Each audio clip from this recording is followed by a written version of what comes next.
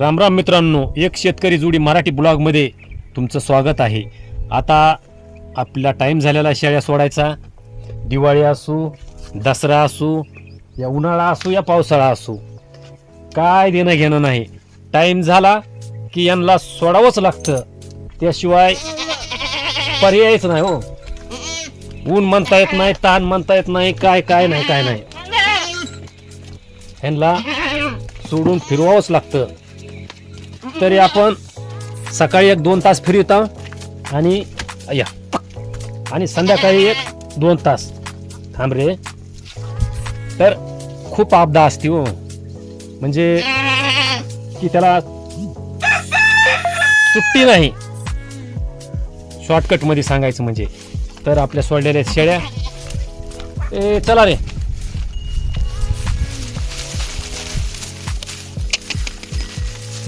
तुम्हाला एवढंच सांगेल की बाबांनो, लेकरांनो, शाळा शिका।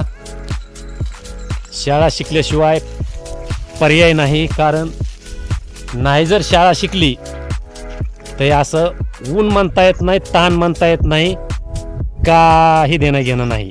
कारण ह्यांना सोडल्याशिवाय पर्याय नाही। शाळा जर शिकलात तर चांगली पोस्ट भेटल आणि तुमची प्रगती होईल, आईवडिलाचं नाव होईल।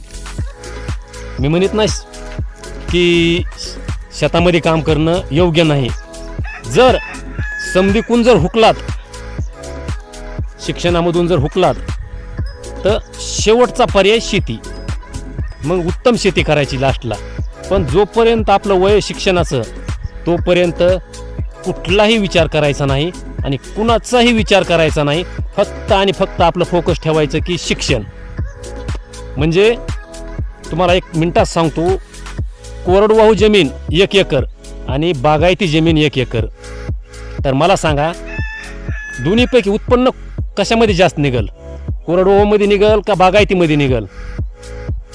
तसंच आहे। मग बागायत जमिनीमध्ये आपल्याला 3 उत्पन्न घेता येतात आणि कोरडवाहूमध्ये फक्त 1 उत्पन्न घेता येतं, ते पण निसर्गाच्या भरोशावर। तर तसंच आहे, जे शिक्षण शिकला, शाळा शिकला ते बागायती जमीन आणि नाही शिकला ते कोरडवाहू जमीन। त्यामुळं खूप आपदा असते शिक्षण नाही शिकल्यानंतर। एक तर कुत्र्यासारखं काम करावं लागतं, मरणाचं काम करावं लागतं, खूप घाम गाळावा लागतो। एवढं कष्ट करून सुद्धा त्याच्या पदरात काही भेटत नाही, म्हणजे जवळ 1 रुपया सुद्धा राहत नाही त्याच्या। कारण की खूप शेतकऱ्याचे हाल चालू इथं। जर तुम्हाला ही दैना, आपल्या आईवडिलांचं स्वप्न, ही तंगाई जर तुम्हाला काढायची असेल, काहीतरी जीवनामध्ये नवीन करायचं असेल, तर तुम्हाला राजांनो शाळा शिकल्याशिवाय आणि शिक्षण शिकल्याशिवाय पर्याय नाही। आज एक इंस्टाला एवढा व्हिडिओ व्हायरल होतोय, खूप बघून बेकार वाटलं ती व्हिडिओ। म्हणजे कसा की एक विद्यार्थ्यानं डायरेक्ट शिक्षकाच्या पोटामध्ये फाईट मारली। आता मला सांगा, शिक्षकाला मारणं म्हणजे, गुरुला मारणं म्हणजे साधी गोष्ट नाही। कारण की त्याच आज गुरुमुळं, शिक्षकामुळं आज खूप खूप खूप मोठ्या पदावर आहेत। IPS UPS आज कितीतरी मोठ्या पदावर आहेत। आणि ते जर गुरु नसते, ते जर शिक्षक नसते, तर आज समजा म्हणजे कोणी काय त्या पदापर्यंत जाऊ शकलं नसतं। पण ते का आणलं काय नाही ते त्यांना माहिती। पण तसं शिक्षकांना मारणं हे योग्य नाही। तुम्ही बघितलं व्हिडिओ चालू, शेळ्या गेल्या तिकडे खाली भुईमुगामध्ये, खाला म्हणते तर राडा समजा।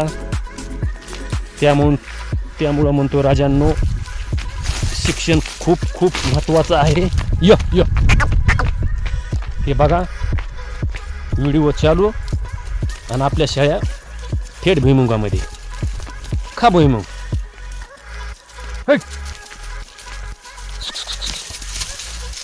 त्यामुळं राजांनो, शिक्षण फार फार फार महत्त्वाचं आहे।